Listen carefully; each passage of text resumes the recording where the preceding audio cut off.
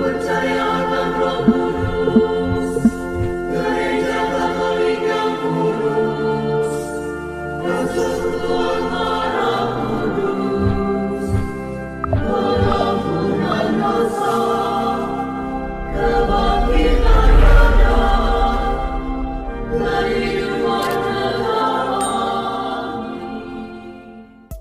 Salve sahabat Katoliko keren. Pengusiran setan dalam gereja Katolik bisa kita bagi ke dalam dua bagian, yaitu deliverance dan eksorsisme. Deliverance atau eksorsisme sederhana adalah pengusiran setan yang bisa dilakukan oleh siapa saja, baik umat Katolik maupun biarawan-biarawati.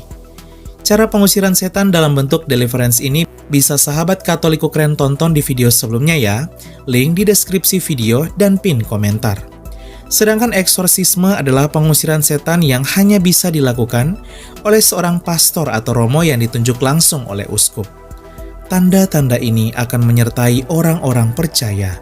Mereka akan mengusir setan-setan demi namaku. Markus bab 16 ayat 17. Salah satu imam eksorsis terkenal yang ditunjuk oleh uskup ialah Pastor Gabriel Amort. Lahir pada tahun 1925, ia adalah imam eksorsis dari Keuskupan Roma, Italia. Pastor Gabriel sudah melakukan 160.000 pengusiran setan sepanjang pelayanannya. Bahkan karya Pastor Gabriel ini sudah diangkat dalam film internasional. Salah satunya dalam film berjudul The Pope's Exorcist, yang akan dirilis pada April tahun 2023 ini.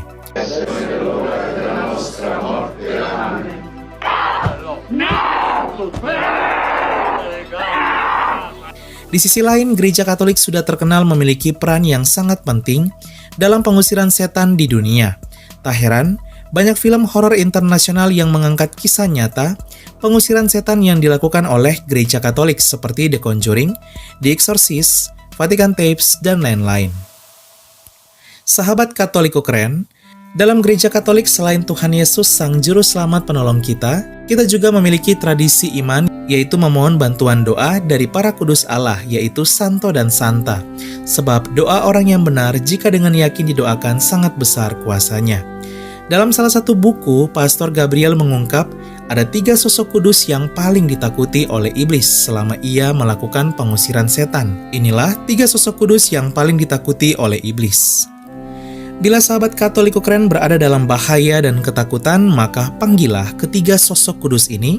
Mereka senantiasa mendoakan kita kepada Tuhan Yesus dan berperang melawan si jahat. 3. Santo Yohanes Paulus II. Paus Santo Yohanes Paulus II adalah salah satu sosok kudus yang paling ditakuti oleh iblis dan setan menurut Pastor Gabriel Amort. Selama hidupnya, Santo Yohanes Paulus II menjadi paus atau pemimpin gereja Katolik yang ke-264 asal Polandia. Ia memiliki karunia yang luar biasa dalam melakukan eksorsisme. Bahkan Paus Santo Yohanes Paulus II ditakuti oleh iblis. Pada tahun 2005, Paus Santo Yohanes Paulus II menutup usia masuk dalam kehidupan abadi di surga. Pada 2014, ia dikanonisasi oleh Paus Fransiskus. Kesucian dan karunia yang luar biasa dari Paus Santo Yohanes Paulus II ini membuat kita bisa memanggil namanya saat bertempur melawan kuasa kegelapan. Nama Santo Yohanes Paulus II bisa kita sebut dalam doa kita ketika berada di masa pencobaan, kegelapan, dan ketakutan, seperti Santo Yohanes Paulus II, doakanlah kami melawan kuasa jahat. 2. Santo Mikael. Selain Santo Yohanes Paulus II, sosok orang kudus lainnya yang paling ditakuti oleh iblis dan setan menurut Pastor Gabriel Amort ialah Santo Mikael, malaikat agung, panglima bala tentara surgawi, dan sang penumpas kejahatan. Bila kita melihat gambar atau patung Santo Mikael, maka ia kerap digambarkan sebagai sosok malaikat yang menginjak kepala Lucifer, sang iblis. Hal ini mau menjelaskan bahwa Santo Mikael memiliki kuasa yang luar biasa dalam menaklukkan iblis, sekalipun iblis tersebut memiliki kekuatan yang dahsyat. Bila kita berada dalam bahaya dan menghadapi kuasa kegelapan, panggillah Santo Mikael. Ia selalu siap menolong dan menjadi perisai kita serta mendoakan kita kepada Tuhan Yesus. Santo Mikael, belalah kami dalam pertempuran melawan iblis dan kuasa si jahat.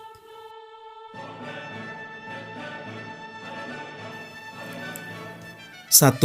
Bunda Maria. Inilah sosok kudus yang paling ditakuti oleh iblis menurut Pastor Gabriel Amorth selama masa pelayanannya. Ya, Bunda Maria, Bunda tercinta kita.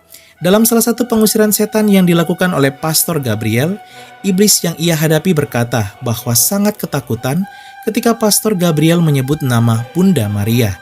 Iblis sangat takut dengan Bunda Maria karena Bunda Maria penuh kerendahan hati dan tak bercelah, selalu mengalahkan sang iblis. Iblis berkata bahwa setiap doa Salam Maria dalam Rosario diucapkan, itu adalah pukulan bagi iblis. Kesaksian Pastor Gabriel yang bercakap-cakap dengan iblis ini tentunya menguatkan iman Katolik kita. Bila kita ada dalam bahaya, panggillah ibu tercinta kita, yaitu Bunda Maria. Ia adalah ibu yang senantiasa mendoakan kita kepada Kristus putranya dan ibu yang senantiasa menjaga dan melindungi anak-anaknya di dunia dari kuasa setan. Bila kita melihat patung Bunda Maria dan terdapat ular di bawah kaki Bunda Maria, maka itu adalah patung yang menggambarkan bahwa Bunda Maria menginjak iblis dan mengalahkan kekuatan iblis seperti yang terdapat di kitab Kejadian. Aku akan mengadakan permusuhan antara engkau dan perempuan ini, antara keturunanmu dan keturunannya. Keturunannya akan meremukkan kepalamu dan engkau akan meremukkan tumitnya. Kejadian bab 3 ayat 15. Ayat ini mau menjelaskan bahwa Bunda Maria sebagai Hawa yang baru yang melahirkan Kristuslah, ia akan meremukkan kepala sang iblis. Bila kita dalam bahaya, panggillah ibu tercinta kita, yaitu Bunda Maria. Ia adalah sosok kudus yang paling ditakuti oleh iblis. Ya Bunda Maria, Bunda tercinta, doakanlah kami dan terlebih melawan kuasa si jahat.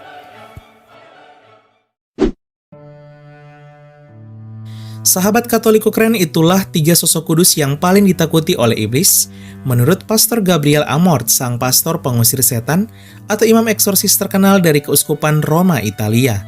Semoga ini menambah wawasan serta menguatkan iman kita agar ketika berada dalam bahaya dan ketakutan, panggillah ketiga sosok kudus yang paling ditakuti oleh iblis ini, yaitu Santo Yohanes Paulus II, Santo Mikael, dan Bunda Maria. Dan yang paling utama ialah Tuhan kita Yesus Kristus, Sang Raja semesta alam. Sahabat Katoliko keren, adapun Pastor Gabriel kini telah berbahagia bersama para kudus di surga. Ia menutup usia pada tahun 2016 dalam umur 91 tahun. Karyanya yang luar biasa dalam dunia spiritual akan selalu dikenang. Pastor Gabriel dan para kudus Allah, doakanlah kami. Salve!